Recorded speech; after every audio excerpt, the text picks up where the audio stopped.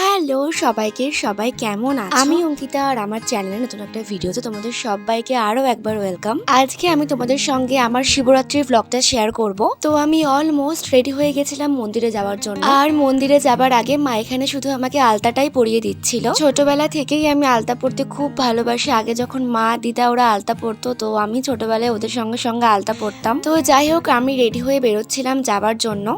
আর আমরা গিয়েছিলাম বাতকুল্লার একটা শিব মন্দিরে। খুব বড় একটা মন্দির, আর এখানে অনেক ঠাকুর রয়েছে। তার সাথে এখানে প্রায় সব মিলিয়ে 14টা শিব ঠাকুর রয়েছে।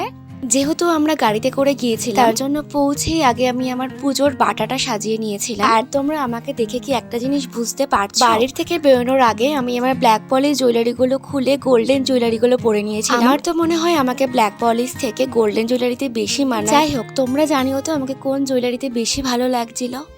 আমি অনেক ছোট থেকেই শিবরাত্রির পুজোটা করি।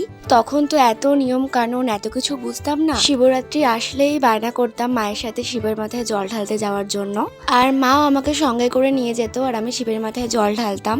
তো প্রথমেই বললাম যে অনেকগুলো শিব মন্দির ছিল। তো আমি সব মন্দিরগুলোতেই মহাদেবের মাথায় জল ঢেলেছি। সত্যি কথা বলতে জায়গাটা এতটাই সুন্দর না, গেলেই তোমাদের মনটা ভালো হয়ে যাবে। তো এই মন্দিরটার ভেতরে 11টা শিব মন্দির ছিল আলাদা আলাদা করে। আমি সবগুলো মন্দিরেই পুজো দিয়েছি।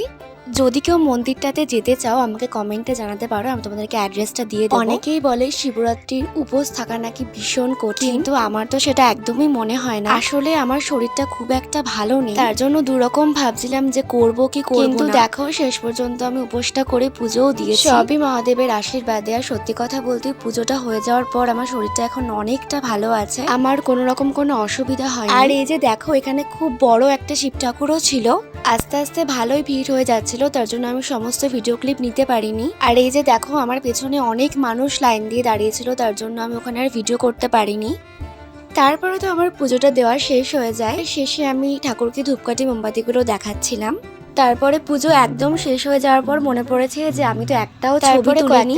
রাস্তায় যেতে যেতে আমরা দাঁড়িয়েছিলাম আখের রস খাওয়ার জন্য। পুজো দিলে আমি বাইরের কিচ্ছু খাই না, কিন্তু আখের রসটা বললো যে ফলের রস খেলে কোনো সমস্যা হবে না, তার জন্য আখের রসটা খেয়েছিলাম। আর তারপরেই তো আমি বাড়িতে চলে আসি। আর একটা কথা, মন্দিরের ভেতরে ঠাকুরের চরণামৃত খেয়ে আমি কিন্তু আমার উপোসটা ভঙ্গ করেছিলাম। বাড়িতে এসে দেখলাম মা আমার জন্য সাবু ভিজিয়ে রেখেছিল, তো সেটা খেয়ে নিলাম। তো চলো, আজকে খুব ছোট একটা ব্লগ তোমাদের সঙ্গে আমি শেয়ার করলাম। ভিডিওটা কেমন লাগলো প্লিজ কমেন্টে জানিয়ে। তো চলো, বাই সবাইকে, দেখা হচ্ছে পরের ভিডিওর সাথে।